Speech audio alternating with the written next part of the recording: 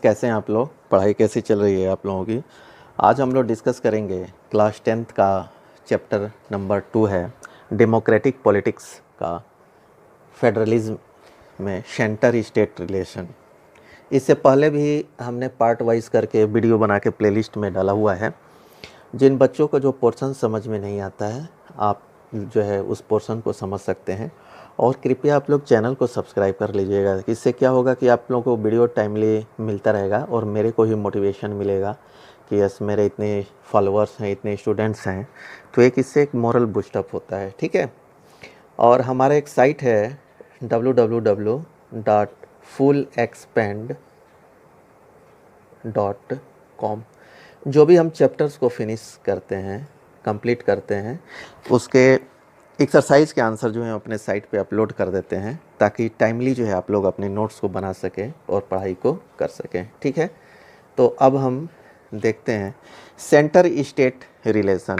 जैसा कि आप लोग जानते हैं कि जो है हमारे कंट्री में यूनियन गवर्नमेंट है, इसको हम जो है सेंट्रल गवर्नमेंट बोलते हैं।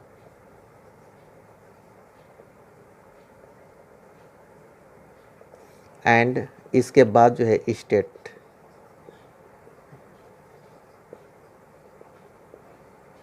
स्टेट्स हैं, जो कि उनको हम स्टेट गवर्नमेंट बोलते हैं। और जैसा कि हमने पावर शेयरिंग चैप्टर्स में देखा था कि यूनियंस के कुछ पावर्स दिए गए हैं और स्टेट्स को भी जो है अपने लोकल रूल बनाने के लिए पावर दिए हैं, और इंडिपेंडेंटली जो है स्टेट गवर्नमेंट जो है रन कर सकती है। लेकिन क्या केवल कॉन्स्टिट्यूशन में ही ये पावर देने से ये बैलेंस बना रहेगा? नो।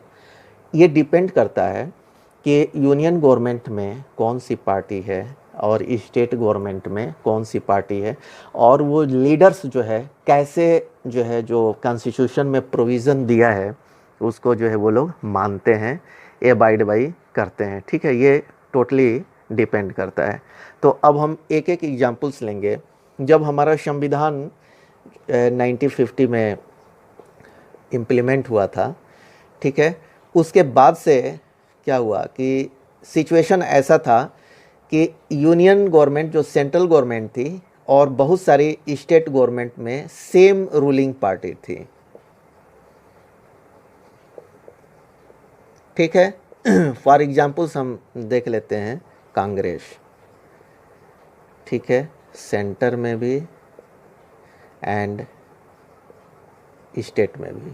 तो इससे क्या होता था कि जो सेंट्रल गवर्नमेंट है, जैसे यहाँ पे आप कांग्रेस पार्टी है और स्टेट गवर्नमेंट में कांग्रेस पार्टी है, तो स्टेट जो है कि जो वैल्यूएशन कम हो जाती थी और मैक्सिमम चीज़ें जो है सेंटर से ही गवर्न की जाती थी।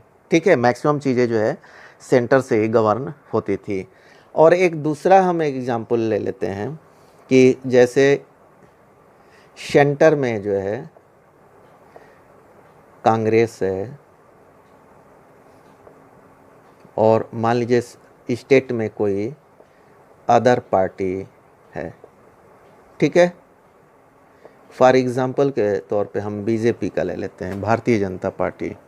तो उस समय क्या होता था कि जो सेंटर में जो पार्टी थी वो जो है स्टेट्स में जो अलग पार्टी थी उसके साथ जो है बिहेवियर ठीक नहीं था। उस समय क्या करते थे सेंटर, जो कॉन्स्टिट्यूशन में पावर जो है उसको वेस्टेड जो था, जो पावर मिला हुआ था उसको जो है वो मिसयूज़ करते थे और जो है स्टेट्स के पावर को कुछ कर्टेल कर देते थे।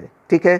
तो इस प्रकार से हम ये देखते हैं कि फेडरलिज्म जो है ये स्ट्रेंथन कैसे होगा जब यूनियन गवर्नमेंट और स्टेट गवर्नमेंट जो है कोरिलेट होकर के, इरिस्पेक्टिव ऑफ पार्टीज, जैसे कि कोई भी पार्टी हो सेंटर में और स्टेट गवर्नमेंट है, दोनों मिल करके और कॉन्स्टिट्यूशन में जो प्रोविज़न दिया गया है तो उसको राइट तरीके से अगर इम्प्लीमेंट करें तो ये फेडरलिज्म को और भी स्ट्रॉन्ग जो है ये करता है।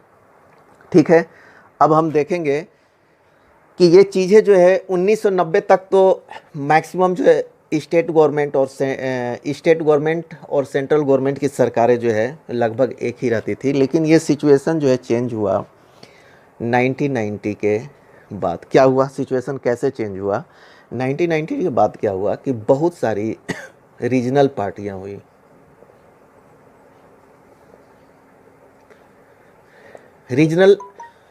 रीजनल पार्टी को भी आप समझेंगे कि रीजनल पार्टी वो पार्टी होती हैं जिनका स्कोप जो है, जिनका एरिया जो है सीमित होता है, लिमिट होता है, ठीक है।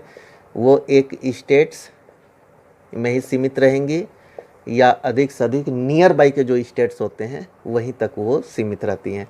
उनको हम रीजनल पार्टी बोलते हैं, क्षेत्रीय पार्टी उसको बोलते हैं। नेशनल पार्टीज़ में जो पार्टीज़ ऑल ओवर इंडिया में जिनका इन्फ्लुएंस होता है, जिनके मेंबर्स होते हैं, ठीक है, तो उसको हम नेशनल पार्टी बोलते हैं। तो 1990 के बाद क्या हुआ, बहुत सारी रीजनल पार्टी जो है बनी और उनका अपने अपने एरिया में बहुत अच्छा इफ़ेक्टिव जो है पावर था। तो इस तरह से जो है जो भी सेंटर में गवर्नमेंट बनेगी बिना इस रीजनल पार्टी के हेल्प की वजह से, बिना इनके हेल्प से नहीं बन पाएगी। तो एक ईरा का स्टार्ट हुआ जिसको हम कोalition गवर्नमेंट बोलते हैं। क्या बोलते हैं? कोalition गवर्नमेंट, मतलब इसको हम साझा सरकार, मतलब कि मिलजुल करके गवर्नमेंट। तो उसमें होता क्या था कि नेशनल पार्टी जिनके ज़्यादा सीट रहते थे और प्लस रीजनल पार्टी मिल करके गवर्नमेंट बनाते थे सेंटर में। तो इससे क्या हुआ, अब सिनेरियो चेंज हो गया। अब जो है सेंटर में एक ही पार्टी नहीं है जो कि स्टेट में जो भी अलग पार्टी है उसको वो डोमिनेट कर पाएगी और जो कॉन्स्टिट्यूशन के अकॉर्डिंगली जो है कोई मिसयूज जो है उसके साथ नहीं होगा। क्यों? क्योंकि ये रीजनल पार्टी जो है उसको अपोज करेंगी। हो सकता है कि इन रीजनल पार्टी के जो है गवर्नमेंट जो है इस स्टेट्स गवर्नमेंट्स में हो।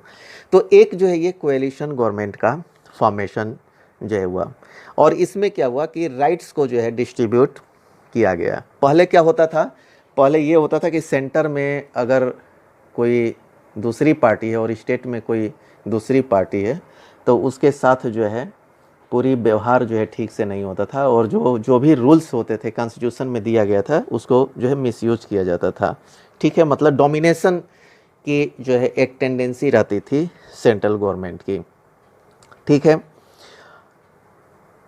तो इस प्रकार से हमने ये देखा और जो है इसके बाद जो है क्या हुआ, this trend was supported by a major judgment of the Supreme Court that made in difficult for the central government to dismiss state government in an arbitrary manner. तो उस समय पहले क्या होता था कि ये सेंट्रल गवर्नमेंट जो है स्टेट गवर्नमेंट को डिसमिस भी कर देती थी, ठीक है।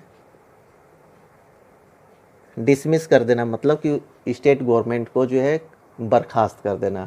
कुछ ऐसे पावर्स जो है कॉन्स्टिट्यूशन में दिए गए हैं कि कुछ ऐसे अवस्था में सेंट्रल गवर्नमेंट चाहे तो स्टेट्स गवर्नमेंट को लॉ एंड ऑर्डर या दूसरे बेसिस पे जो है वो जो है ऑन द बेसिस ऑफ राज्यपाल के रिपोर्ट पे जो है वो स्टेट गवर्नमेंट को डिसमिस कर सकती है और वहाँ पे राज्यपाल शासन लागू हो जाएगा और जो है कंडीशन के हिसाब से 6 मंथ के बाद जो है फिर री इलेक्शन होगा। ये जो है बहुत सारी ऐसे इंसिडेंट्स जो है पहले हो चुके हैं, लेकिन एक आर्डर जो है सुप्रीम कोर्ट ने पास किया कि कोई भी जो है गवर्नमेंट जो है सेंट्रल गवर्नमेंट के द्वारा आर्बिट्री मैनर, मनमानी तरीके से जो है मतलब पक्षपात तरीके से जो उसको डिसमिस नहीं किया जा सकता है, ठीक है।